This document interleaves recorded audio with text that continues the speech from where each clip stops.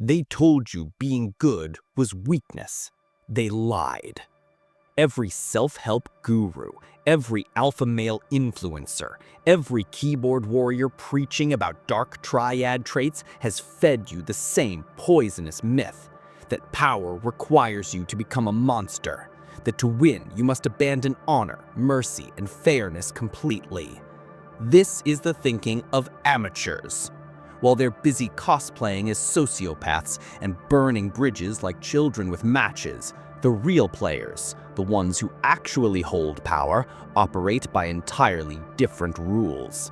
Rules so sophisticated that most men never even see them coming. You see, there's something these surface-level thinkers don't understand about human psychology, something that would terrify them if they grasped its implications. The most dangerous men in history weren't the ones who abandoned virtue, they were the ones who learned to weaponize it. Niccolo Machiavelli understood this 5 centuries ago, but what he wrote in The Prince was just the surface layer, the publicly acceptable version of much deeper truths. Truths that could only be passed down through whispered conversations and careful observation of how real power actually functions. Today, you're going to learn what they really don't want you to know. How the most sophisticated operators use mercy, fairness, and honesty not as weaknesses to overcome, but as precision instruments of psychological dominance. By the time we're done here, you'll understand why good men who know these secrets don't just survive in a ruthless world, they own it. Here's the trap you've been caught in your entire life. Society sells you this binary choice. Be a good man and get trampled, or become ruthless and powerful. Pick a side, choose your poison, except that you can't have both honor and victory. This false dichotomy has destroyed more potential than any war, any economic collapse, any natural disaster in human history, because it forces capable men into one of 2 losing positions. Position 1. You embrace the good guy role completely.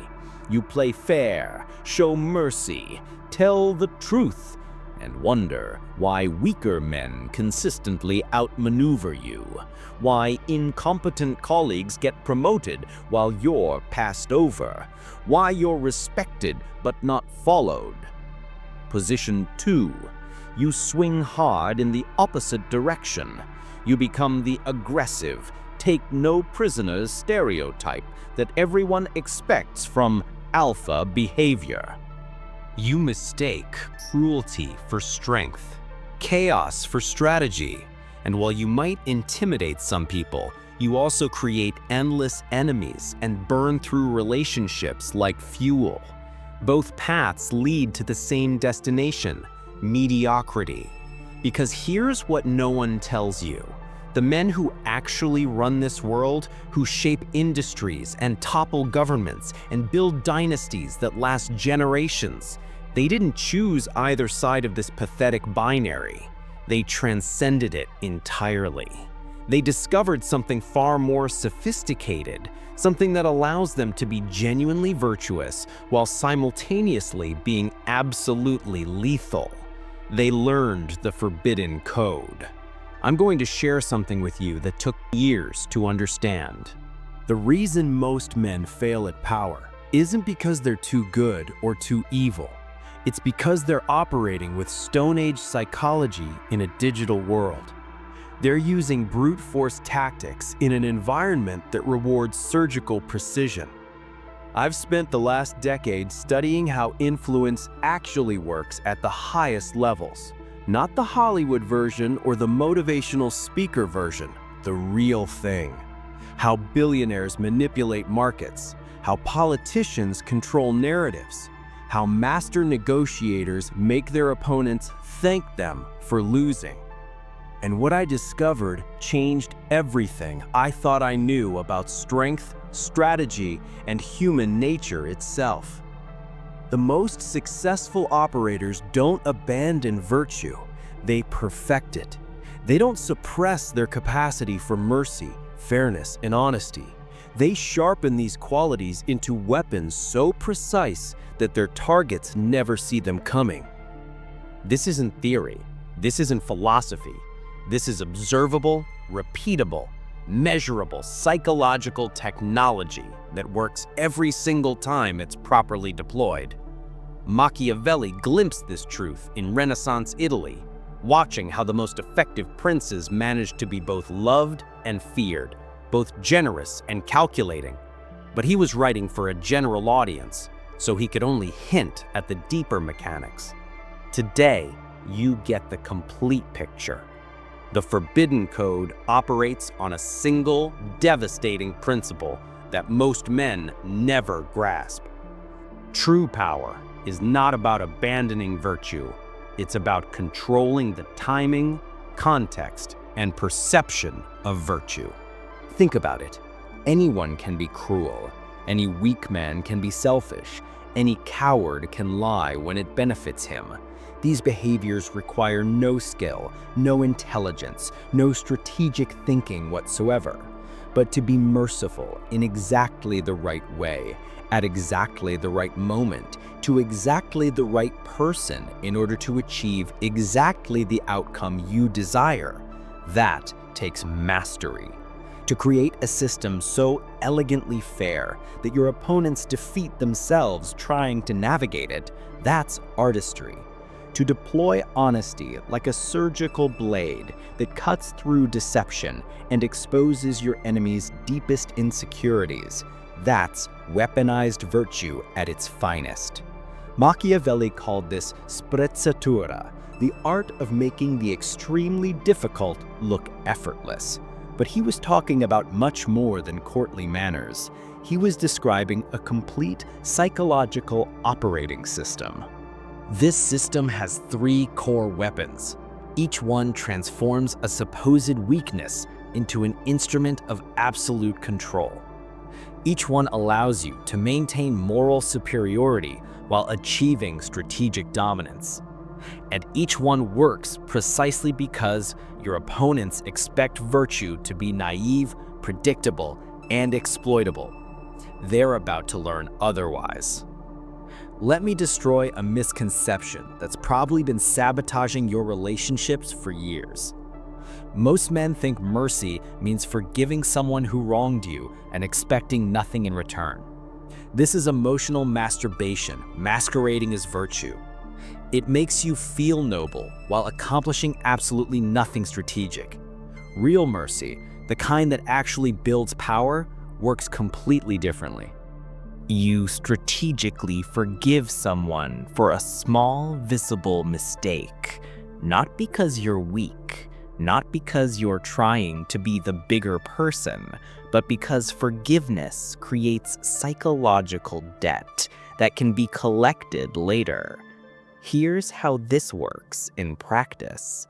Your colleague makes an error that could embarrass him in front of the team. Instead of exploiting it immediately, you publicly cover for him. You take responsibility, deflect criticism, maybe even suggest the mistake was partly your fault for not communicating clearly. To everyone watching, you appear magnanimous, generous, a natural leader who protects his people. But what's really happening is far more sophisticated. Your colleague now owes you, not money, not favors, something much more valuable: social obligation. He knows you saved him. He knows you could have let him burn. And now every decision he makes regarding you is filtered through that debt. When the promotion comes up, when budget allocations are discussed, when someone criticizes you in a meeting, he becomes your unconscious advocate. This is mercy as a strategic investment. You're not forgiving weakness, you're purchasing loyalty. Machiavelli understood this perfectly. He wrote, that men judge generally more by the eye than by the hand, for everyone can see and few can feel. The appearance of mercy creates more power than the reality of cruelty ever could. But here's the critical detail most men miss. This only works if your mercy is selective and unexpected. If you forgive everyone for everything, you become a doormat. If you forgive predictably, you become manipulable. The power comes from your opponents never knowing when you'll extend mercy and when you'll let them face consequences. That uncertainty keeps them constantly calculating how to stay in your good graces. Now let's talk about fairness and why most men use it backwards. The amateur approach is treating everyone equally, regardless of context. Same rules, same standards, same consequences for everyone. This feels noble, but it's strategically worthless because it gives you no leverage over outcomes. Professional fairness works differently. You become the architect of the rules themselves.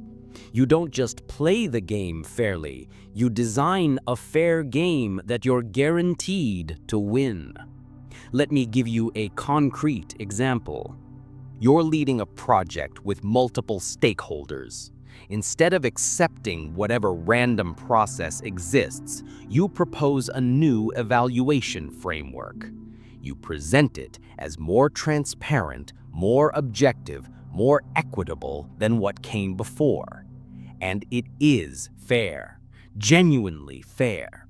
Every criterion is logical, every metric is measurable, every deadline is reasonable. But here's what makes this a weapon. You designed those criteria based on your unique strengths and your competitors' specific weaknesses. You've created a system where success requires exactly the skills you possess and rewards exactly the approaches you favor. When others fail to meet the standards, it's not because you were unfair. It's because they couldn't perform at the level required. The system was transparent, the rules were clear, they simply weren't good enough. This is devastating because it removes their ability to claim victimization. They can't say you cheated, they can't say you were biased, they can't say the process was corrupt. They can only accept that they lost in a fair competition. Meanwhile, you emerge not just as the winner, but as the person who created a better, more just way of determining winners. Your victory becomes evidence of your integrity, not your ruthlessness. Machiavelli called this the necessity of appearing virtuous. But it's more than appearance. The virtue is real. It's just applied with surgical precision to achieve specific outcomes. The key is remembering that fairness isn't about equal treatment. It's about equal opportunity within a system you control. Finally, we come to the most dangerous weapon in this arsenal: strategic honesty. Most men think honesty means constant transparency, sharing your thoughts, expressing your feelings, being an open book because authenticity is supposed to be powerful. This is psychological suicide. Real honesty, the kind that actually works, requires you to be silent 90% of the time and devastating the other 10%. You watch, you listen, you observe. You let others reveal their insecurities, their fears, their hidden motivations through their own words and actions. You become a collector of psychological intelligence. Then, at the precisely right moment, you deploy a single piece of truth so accurate, so insightful, so impossible to deny that it completely destabilizes your target. Not an opinion, not a feeling, not an accusation, a surgical observation about what's really driving their behavior. For example, you're not concerned about the budget impact. You're worried that if this project succeeds without your input, it proves you weren't as essential as you believed. Or, this isn't about the timeline being unrealistic. You're afraid that meeting the deadline will set a precedent for what's actually possible, and that terrifies you. These statements work because they expose the real motivation behind someone's objections. They reveal the psychological game underneath the logical argument. And once that game is exposed, the person can no longer play it effectively. This is honesty as psychological warfare. You're not attacking their position, you're revealing the insecurity that created their position. And most people have no defense against accurate psychological diagnosis delivered at exactly the right moment. Machiavelli wrote that everyone sees what you appear to be. Few experience what you really are. But this weapon flips that dynamic. Suddenly, you're the one who sees what others really are, while they can only guess at your true thoughts. The power comes from the contrast. Your silence makes your honesty precious. Your restraint makes your insights devastating. Your ability to see clearly makes others feel transparent and vulnerable. But here's the crucial point. This isn't about being cruel or vindictive. It's about having the courage to speak truths that others are too afraid to acknowledge. That's not evil. That's leadership. Now you understand why good men who know these secrets don't just survive, they dominate. They're not playing by the same rules as everyone else. While others are stuck in the false choice between being nice or being ruthless, they've transcended the entire framework. They can be genuinely merciful while building strategic advantage. They can create truly fair systems while guaranteeing favorable outcomes. They can speak absolute truth while maintaining psychological superiority. This is what real sophistication looks like, not the crude dominance displays that amateur operators mistake for strength, not the people-pleasing that weak men mistake for virtue. This is virtue weaponized, morality militarized, goodness transformed into a precision instrument of psychological control. And the beautiful irony is that the more effectively you deploy these weapons, the more genuinely virtuous you become, because you're not abandoning mercy, fairness, and honesty. You're perfecting them. You're becoming the kind of man who uses power responsibly precisely because he understands power completely. Machiavelli knew this 500 years ago.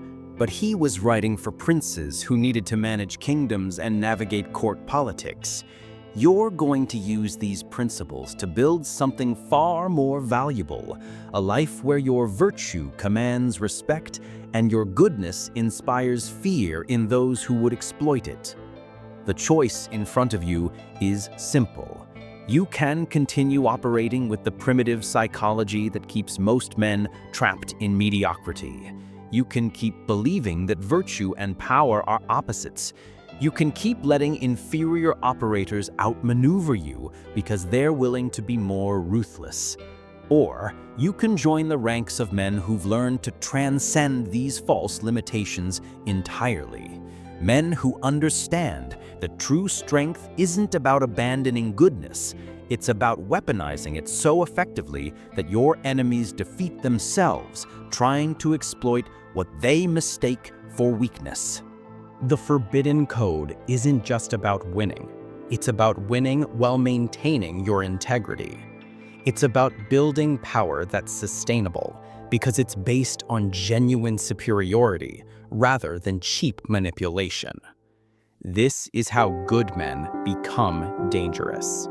Not by becoming evil, but by becoming so sophisticated that evil becomes obsolete. The question is, are you ready to evolve beyond the amateur hour? Because once you start seeing the world through these lenses, there's no going back to the comfortable illusions that keep weaker men content with less. Welcome to the shadows, where real power is forged.